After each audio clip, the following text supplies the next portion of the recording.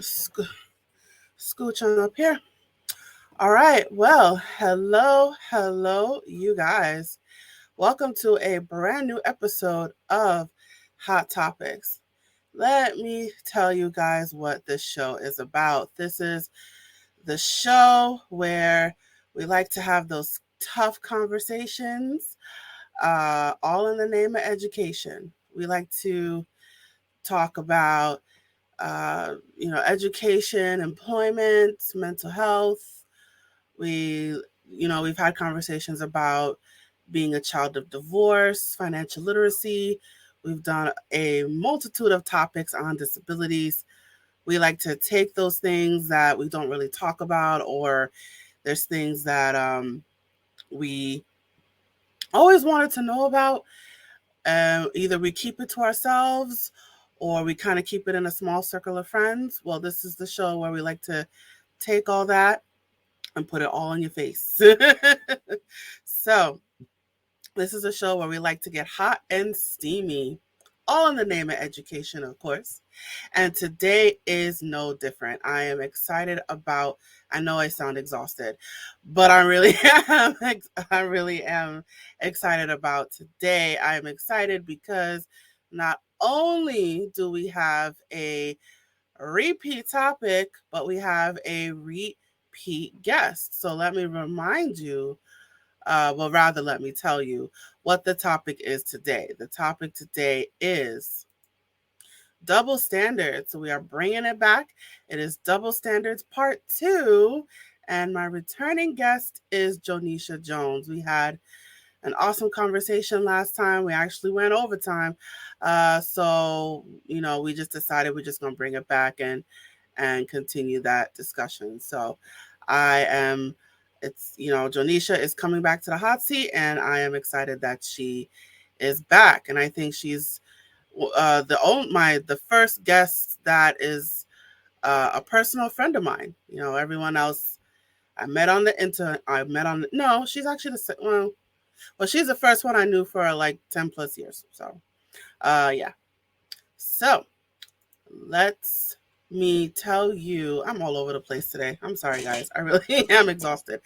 But let's get right to it. So I'm just going to remind you about who Jonisha is. So who is Jonisha Jones? Let me tell you who she is. So Jonisha Jones is a native New Yorker currently living in the South. She started a podcast called Another Damn Podcast, right? Which I'll tell you about later. She started a podcast as a way to discuss topics that were important to her. She enjoys photography, astrology, and travel. Short and sweet. All right, so let's bring her to the stage. Hey, Jonisha, how you doing today? Good. How are you? Good, good. Welcome back to Hot Topics. We had an interesting discussion last time. We We were did. talking about double standards and how, particularly in the arena of sex and relationships and that. Mm-hmm. Mm-hmm. Um, when women do one thing, it's considered one thing, but then when men do the same thing, it's the exact opposite to that. Right. Right. Right. Yeah, So yeah. yeah. So let's see what we could pull out today. So I just happened to look up the definition of a double standard, and according to the Googler, it says a rule or principle which is unfairly applied in different ways to different people or groups. All right. So what do you think of that definition? I think that kind of speaks to basically what we were talking about last week. Last time on the show about just the double standards between women. I think we mostly focused on like the sexual aspect of it, where if a woman has a lot of partners, she's seen as a certain type of way. But if men don't have enough partners, they're seen as a certain they're lacking. basically in either women that want them, or people question their sexuality, or people question their ability to please women because their numbers are so low. So we just kind of find that difference, as opposed to if it's a woman has less partners, then she's more appealing to be with, she's more ideal to be with, whereas a man, a lot of women wouldn't want a man like that. So yeah, I think that definition fits perfectly to kind of like everything we talked about last time. Yeah, I never looked it up before, so it makes sense. Hey, listen, sometimes you got to get the literal definition. Mhm, mhm, So mhm, where do you think that comes from? That it is the fact that there's this expectation that women are supposed to be they're supposed to have minimal partners. They're supposed to, minimal sexual partners. mhm, Um, they're supposed to conceal their sexuality. mhm. Where do you think that comes from? I think that comes from men more so. I think that comes from a standard that maybe back in the in the ages a lot of men came up with, especially, I mean, you know, just the idea of being having a child under wedlock, right? Not being married, having a child and not being married. That child was considered a bastard. That child was considered, you know, or and that woman, any woman who wasn't a virgin, who lost her virginity before getting married, wasn't someone that anyone wanted. You know, excuse me. Even if she was just raped, unfortunately for her, it wasn't her choice to lose her virginity. But if it got out that she had sex in any manner, um, all of a sudden she was kind of scorned in a sense. So I think that's what kind of started it. And I give women the accountability as well as upholding those beliefs, because there are women out there who have judged other women for their sexual preferences and things that they have done sexually. But I think maybe that just kind of like a form of Stockholm syndrome in a sense, right? Because you're some women want to cater to a man so much that they'll uphold even those views for them. The whole idea of virginity and staying clean and pure. Some women will uphold those views for the sake of seeming more appealing to men. So I think it's just kind of an unfortunate string of things that just kind of continued on over the years. So it makes me think about. I wonder if there's like a hidden um, religious aspect to it. Um, in that particularly in Christianity, where a woman is supposed to stick to one man. Usually, like the parents will usually give their daughter off to someone else. Mhm, mhm. Um, as opposed to the daughter having a free choice. Right. Um, so I'm wondering if you think there's a underlying religious aspects to all of this. Definitely. Yeah, definitely. I mean, it could be argued. I don't think it's the only thing, but I think that it could be argued that it's a religious thing. I mean, like you said, back in the day, women would be kind of sold in a sense. And I don't think that idea comes from Christian specific countries like India. um Women, they get, like, I think it's called like a dowry, right? I don't know if that's just India, but it's kind of like, the you want to have your child go to be with the wealthiest family or the wealthiest man to kind of bring honor to your family. So I don't think it's just a Christian thing. I think, but I definitely do think that religion, you said religious, not Christian, but religion, I think religion does can play a role, but I guess it just depends on the.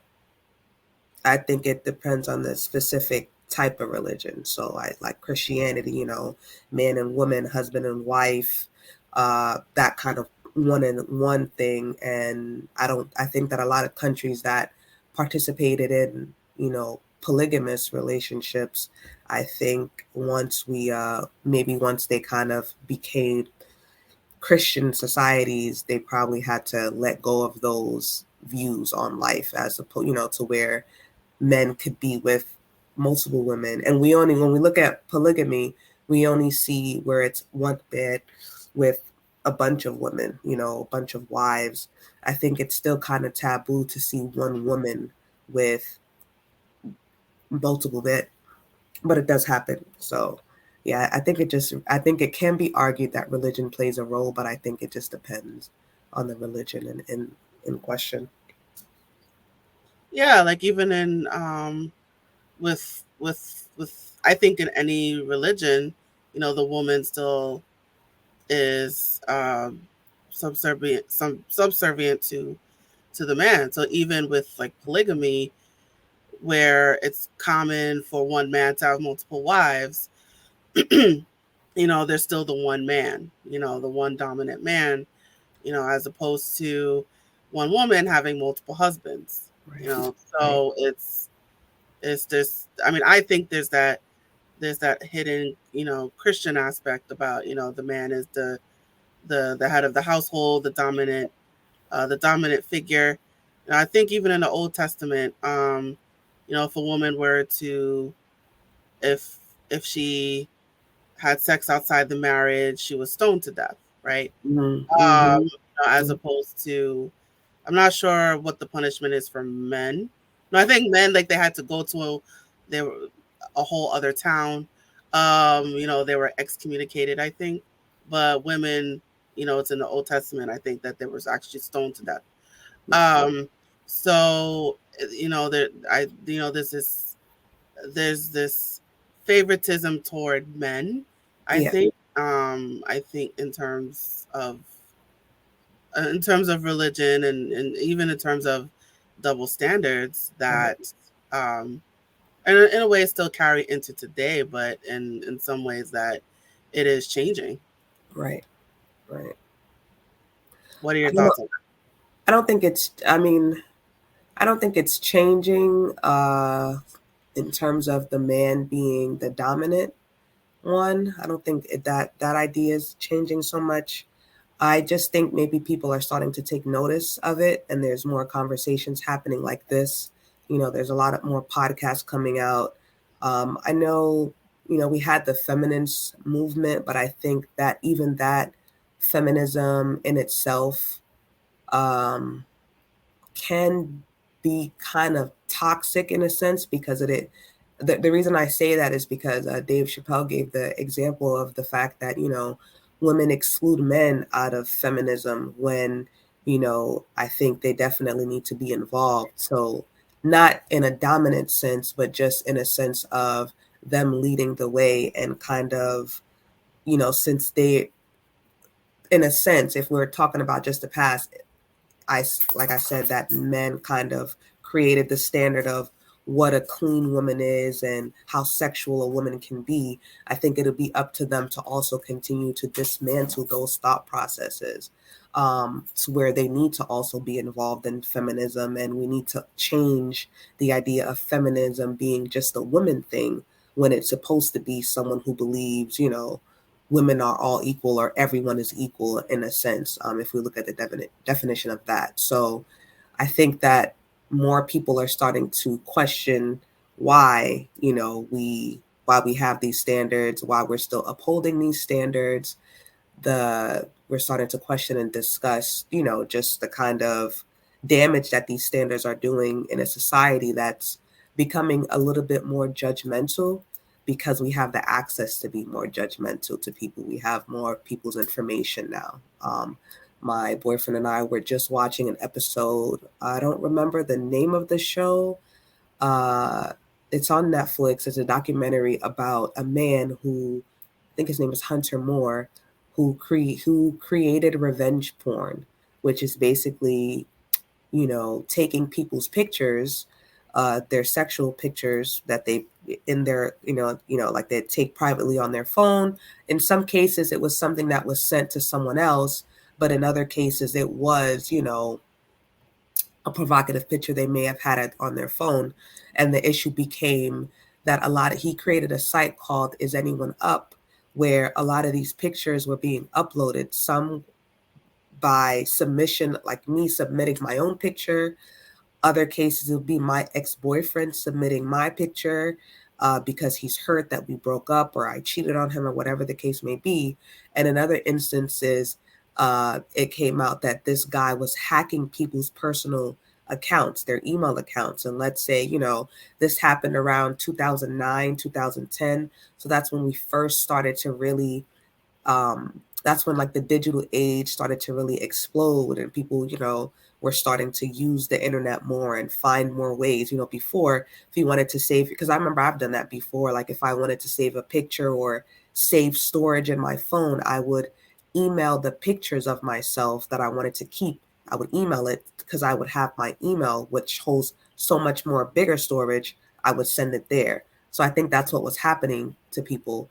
And in this sense, on this site, now I'm not going to say men weren't victims too. Men and women were victims of having their pictures posted, but it was definitely a woman's thing, right? It was definitely something that catered to people humiliating women and exploiting their photos. And we saw a huge rise in people not caring about the effects that it had on these women. A lot of people would go on the site begging him to take the pictures down, and he would completely ignore them, or he would have them do something even more humiliating sexually, especially if it was a woman, sexually, in order to get them to think he's going to take their pictures down, but he didn't. So again, I think that's where we kind of look into the fact that we need kind of more men involved in changing the narrative and helping with the discussion on these double standards, because they kind of it could be argued that they created these standards, so we need the help in kind of switching it. Yeah, that's a lot of information that you put there, and I think they definitely should be involved in that. And I think also we we need to, I guess, teach men and also teach young boys about in terms of not being how do I phrase it, like with with in terms of revenge porn. It's sort of, I think there's laws now against revenge porn, but that had to be advocated for. Right. And it's sort of this hidden expectation, like, oh, it's men pursuing their sexual nature, Mhm. so, or you're, why is the woman, like, why are the woman like, why are you complaining about it? And even when women do that, they're the ones that are shamed, saying Right. like, well, why did you send them the picture of yourself? Why did you do that? Why did you upload that picture? Why did you do this? And there seems to be this demonization of, of, again, of female sexuality. And that why did you put yourself out there? You shouldn't have done that. So it seems to be this hidden message of women have to be conserved and docile, and they have to be constrained, they have Right. to be reeled in, you know as opposed to men, that they're allowed to be loose Right. and loose and goose, and kind of wilding out. Um, but I think, but I do agree that men should be more involved in advocating for women's issues with that, and because it also reflects poorly on men. Right. And well, yes, but I think what I'm trying to say is it's more of a backlash against men, in that the fact that if if a woman were to do that, if a woman were, if, let's say, your boyfriend, he sent you a dick pic, and you were angry at him, and you decided to post it on a website, and everyone saw it, and then if a man were, it would actually m- it would be difficult for the boyfriend to go to a police and say, "Hey, my a picture of my penis is is on a Russian website. And I want to take that down." Mhm. How quickly would um, police respond to that? Right, And I think, and even nowadays, I think police are more likely to respond to a woman um, being the victim of revenge porn as opposed to men. right. So I think it's a backlash in that if the same thing were if men were ever to be victims, Mhm. then it would take longer for the authorities to respond. And there's that hidden message of, well, you're supposed to be a sexual creature, you're supposed to be lucid. Mhm. Why are you worried about this? Right, And then men are seen as weak, and there's even that fear of homosexuality. Like, why are you a fag? Are you a fruit? Like, why do you care about that? So I think in terms of advocating for women's rights and treatment towards women, men should also be involved with that, because it's actually a backlash against them when the same thing right, happens to them. right. I agree. Yeah, no, I agree with everything that you said, especially the question on sexuality, because that I think that's also like a double standard as well, just between the difference of women and men. I mean, we wouldn't question a woman's sexuality if she, didn't have a lot of sexual partners. There would be no question of if she liked men or not, as opposed to women. Yeah, they'd definitely question. I mean, men, they'd question what his sexuality is. So yeah, that's true. So what can we do? What do you think the answer is? I know the question's always, so what's the answer? What's the solution? So what do you think the answer is?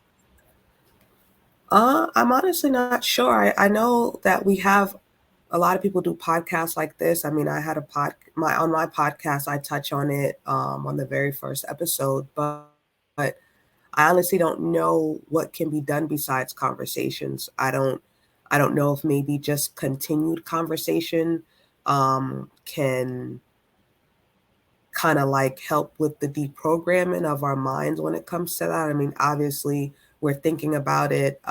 People are talking about it. Like I said, there's a bunch of podcasts, and maybe even books. Studies.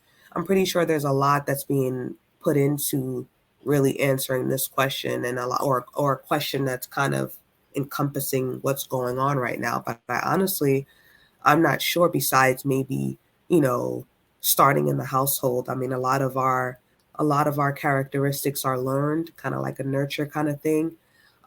Nature plays a role, and there have been studies about about the fact that personality can be seen in genes. So unfortunately, if there's just a history in your family, if it's true that personality is within our genes, then if you have a history of just family men or women who have like a social construct or a social idea in terms of how women and men should be, then maybe it's just something that's in you, unfortunately. But if we're talking about a nurturing point of view, and in the household, I have kids, I have a son and a daughter, so it would most likely just start with the household and what you decide to talk to your kids about, and what you decide to teach them about gender roles, and just the topic of, you know not what our roles are in a gender, because I know right now even that's a topic of controversy, a gender, and people not wanting to identify as a him or her, but wanting to identify as a they or them. I know that can get tricky, but if you're living in a household where you are teaching the value, not the value, but you're pushing your kids to understand, kind of continue that idea, that context of, a female is a her and a male is a him, and male has this part, female has this part, whatever your beliefs are. um it'll just be important to kind of teach our kids that shaming people for anything that they do, no matter their gender, is wrong, and that we need to kind of not to say mind our business, but learn to be more empathetic to people. People make mistakes, and not even mistakes. People have, needs and things that they like to do that shouldn't be questioned. So if there's a woman out there that likes to have sex, you know, it shouldn't come down to her being a bad person, right? Unfortunately, we find out teachers, just kind of bringing it back to, I guess, an educational standpoint, if a teacher was found out to be a porn star or a stripper outside of school, she would be fired, right? Unfortunately, because no one wants a stripper teaching their kids, even though she's, has her master's degree, she's educated. All of a sudden now she's diminished because of her occupation that has nothing to do with school, and who knows how people even found out about it, right? So I guess that's where minding our business would come into a play. Now, if she was molesting children, then of course, but I'm just using the stripper as an example. So I think it would just more so be learning how to kind of start off in the household and teach, and maybe even programs in the school. But I don't know at what age that would start. I know developmentally in terms of the brain and everything with kids, you really have to hit certain things at certain age ranges for it to stick later. And I know that also brings up the topic of like sex education, people not wanting their kids to learn about sex so early. So there's like a bunch of things that can be done. I think simply talking about it could help, but I'm not really sure. Yeah, I anyone can kind of take it and run with it anywhere. So yeah. Yeah, I think that's fair. I think it starts with conversations about. Um, I think the first step is awareness. Definitely being aware of the double standard, and and as you were talking about like teachers, like a thought came to my mind about it's teachers sleeping with their students. If Right. you know if the teacher, okay, if if the teacher were male, he would be getting, you know wait, no, I'm flipping that backwards. So in the student perspective, if it was a male student sleeping with the female teacher, Mm-hmm. the male student would be getting praises and high fives, Right. but then the female teacher would be seen as a slut, and she would be Right. demonized. And even if we were to flip that, um, if the student were a female and the teacher were male, the the male teacher would be, they would call for his persecution. The male teacher would be Mm-hmm. persecuted, and then the girl would. I think I'm flipping it backwards. Yeah. But then like the girl would be the female student. She would be seen as a victim. Right. So what I'm trying to say is like there's a double standard about um men pursuing their sexual nature. Mm-hmm. Mm-hmm. So even with the teacher student relationship, which is abuse, and regardless, Mm-hmm. it's having the conversation about its abuse regardless. So whether the the students, whether it's male or female, they are still victims. And I think we have to acknowledge that men can be victims. I think that is the Right. first step. So saying that men can be victims, boys can be victims. Mm-hmm. Um, you know, men don't have to be sexual pariahs. you know. So I think it's starting there, and starting with um, teaching men, that you don't have to, uh, you know, be so macho. It's okay to be sensitive. You don't have to be macho. You don't have to have 20 and 30, 40 girlfriends. You don't have to have all these sexual partners. But I think it starts with men and boys, and how we and what we teach them. What do you think of that? I think that too. Yeah, I had when I mentioned earlier about just men are the ones that kind of created the idea of what a clean woman is. I know sometimes even women who try to kind of stick to being with one man are sometimes in a double standard kind of way. You know, it's like you can't win in any situation. You know, if a woman's too loose, then she's a hoe. But if she's very like particular about how many partners she wants to be with, you know, some people would call her a prude. And when I looked up the definition of prude, it said that it's an old French meaning an old French word meaning honorable woman, and that's a person who's described for being concerned with decorum or, you know, basically like relating to sexuality. So they're not like sexual and stuff like that. But I know prude now to be of like the demeaning kind of word, like oh she's a prude, she's not trying to have sex with a bunch of people. So I see that kind of being a switch, and I think that's also a men, like men started that as well. So I think it is a good conversation to have with men, but I just also think that I guess just because I've seen it in my experience, a lot of women pushing each other down. But I would say that if we do get men involved in the conversation, you know, a lot of things that women do are for men.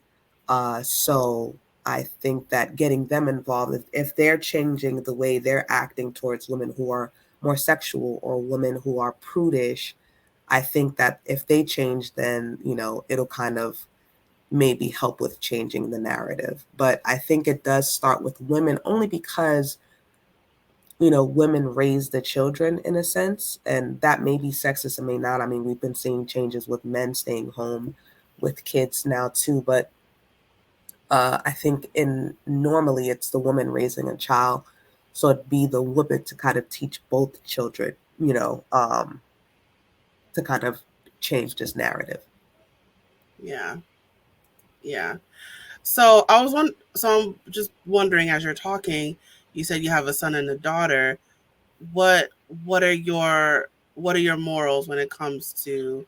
I know they're pretty young. I know you're afraid to think about it, but you know that day will come soon.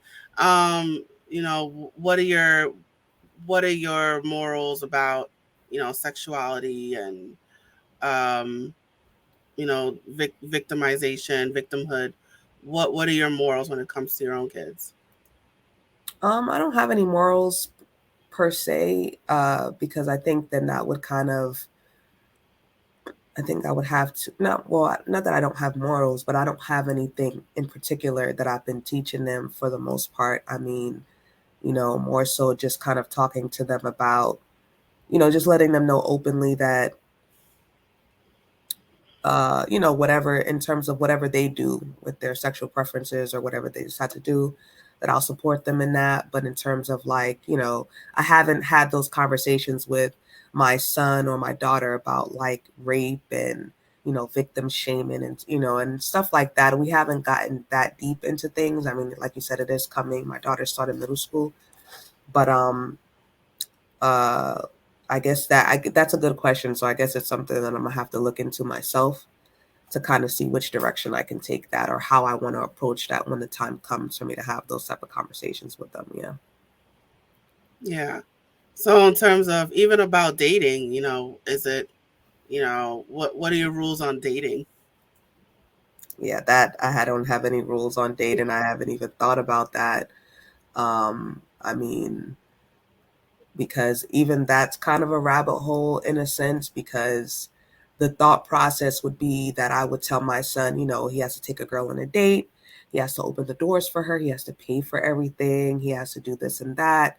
And then, you know, the expectation is I'd be teaching my daughter that, you know, the man is supposed to pay for everything and, you know, spend, and the more money he spends on her, that means he likes her. But I think even those values and morals are detrimental to people and their double standards because we have found that a lot of women, you know, sometimes they go on dates they don't even like, on dates with men they don't like, just for the sake of having a free meal or getting money out of the guy, you know. So, and I don't want that. I don't want my daughter doing that to anyone, and I wouldn't want that happening to my son. So, I think, yeah, I think that's something that I'd be changing in terms of dating in my household, Hmm. or how to show the person you like them. Interesting, interesting. Hmm. So it's sort of instinctual in a way. Like, you would teach your son, hey, open the door for her, pull out the chair, as opposed to your daughter. It's like, the guy is supposed to do that. And it's sort of like, wait, do I really want my daughter learning that? Right. And what what does that mean for her? That she has to accept that, she has to accept that. And what does that mean? Right. So it's I know it's early, but it's something to think about. And it's even interesting, the fact that you have to think about it, and like, wait, I'm telling my daughter one thing, but then I'm telling my son something else. Right. Right. All right, so all right. All right, so I think we got it. Let's start to wind things down. So do you have any final words of wisdom that you would like to share? No, I just think that, like I said, with this conversation that we had, and just the conversation that I've had with other people, and podcasts that I've heard too, like I said, I think it's something that we need to continuously just talk about with our kids. And I know that the talk is going to be affected based on your own cultural beliefs and cultural values and your views. So of course, if you're coming from a Christian household and you believe that male and female, and that the male should be courting the woman, of course you're going to be teaching your sons that they are going to have to be the ones to pay all the bills, and uh pay for these dates, and basically be financially responsible, or showing themselves to be financially secure, which will attract women to you. And I'm not saying that's just a Christian value, but if that's something that you're going to be teaching your kids, or also teaching your daughter to expect, to be prudish, and to not have a lot of sexual partners, and be with just one man, and only that men are supposed to be treating you this way, and or whatever the case may be. If you set expectations on other people for your child or for you, you just have to think about, especially if you're telling this to your child, the kind of effect it can have them in the long run, right? Because a lot of men sometimes don't get in relationships, or hold off on relationships, because they don't have a lot of money, they don't have a lot of sexual powers, they're lacking in things that their parents and society are telling them that they're supposed to have. Just like women, they don't feel good enough to be in certain relationships or be in certain situations with people, because society is telling them that they've had too many partners, or that they're too prudish, or that they're not meeting the standard of what society says that they're supposed to meet. So that we get that kind of expectation of women when it comes to relationships or just life, and we have that expectation of men that's being beat into us by family and friends, society.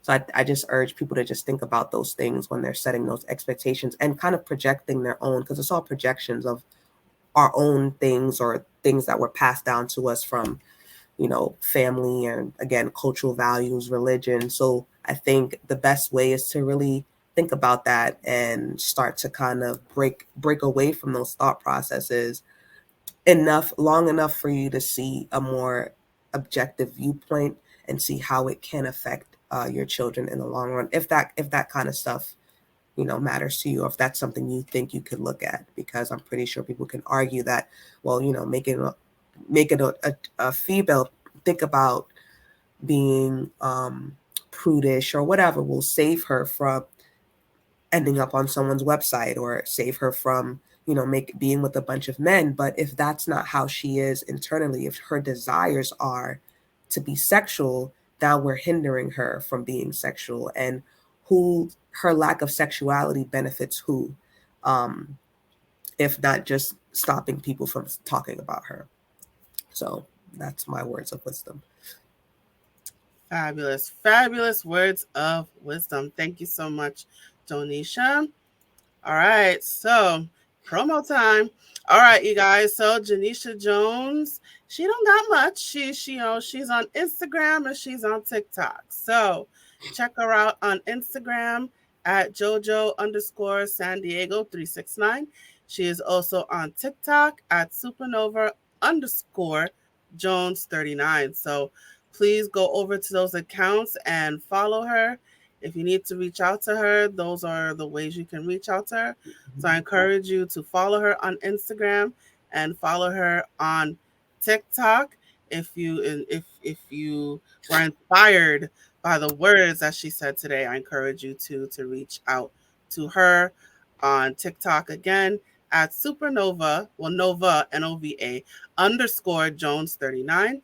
Instagram is at JoJo underscore San Diego 369, all of which will be in the description. So, in case you miss it, don't worry, the information will be in the description. And I also want to take a moment to shout out her podcast. She has this podcast called Scoff, in parentheses, another damn podcast. The link is, um, well, there's a long link on the screen for the viewers, but it's pretty much wherever there are podcasts. So I really shouldn't have that link up there, but that's okay. But the podcast is called Scoff, another damn podcast. It is on Anchor, Spotify, and wherever else there are podcasts, it is there. So definitely listen to her podcast. Jonisha, can you tell us briefly what your podcast is about? So, yeah, my podcast is just me basically picking a topic. Right now, I'm doing a series on "Are we still protecting Black women?" where I just take a Black woman in social media that I feel has been scrutinized by her peers. So mostly other Black people, but just peers in general. And I just ask same thing that I kind of asked of us to do today is kind of have some perspective on why we're treating them that way, and how we can kind of expand our minds to how we're treating people that we say we're protecting. All right. That sounds fabulous. That's fire, you guys. So make sure you listen to that podcast. It is called Scoff, another damn podcast. If you're viewing this on the screen, I put up the link. I just realized it's a lot of letters, but basically, it is wherever there are podcasts. Check out her podcast and follow her. Follow her on every platform she's in. All right. So, Janisha, thank you so much for joining me today. Thank you. Awesome. All right. Let me put you backstage now. And let me put up my contact information. There it is. All right. So, we have reached the conclusion of our episode.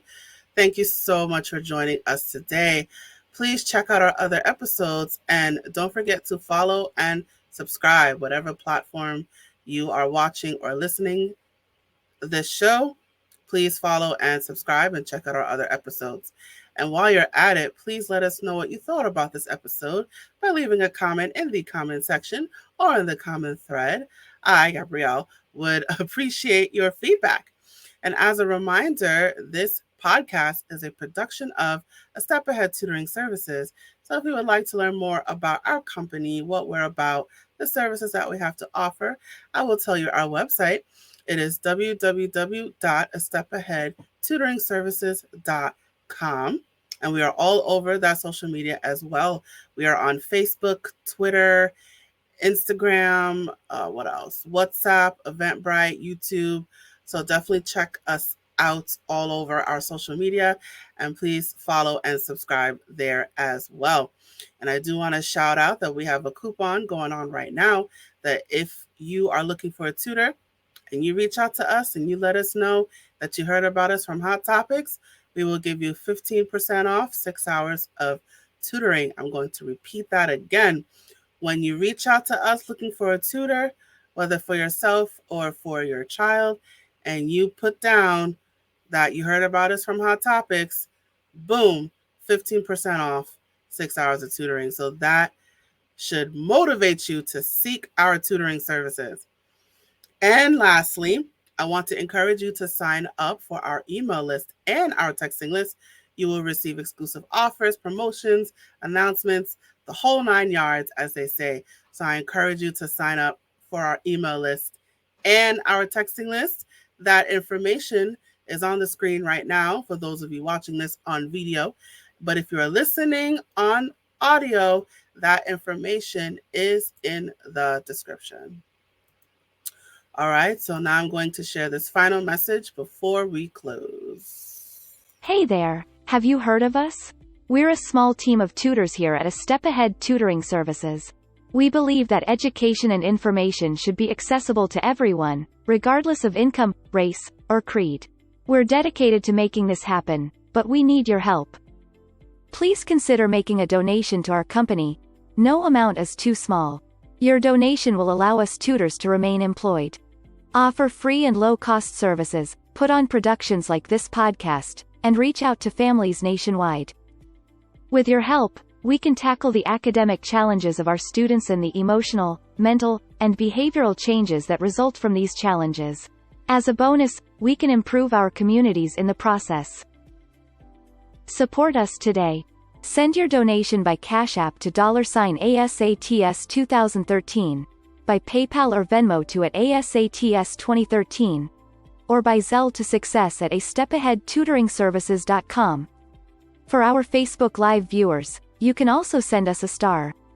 Your support means a lot to us. Please note, we're a for-profit company. We're not a charity. Your donation may not be tax deductible. Please consult a tax professional.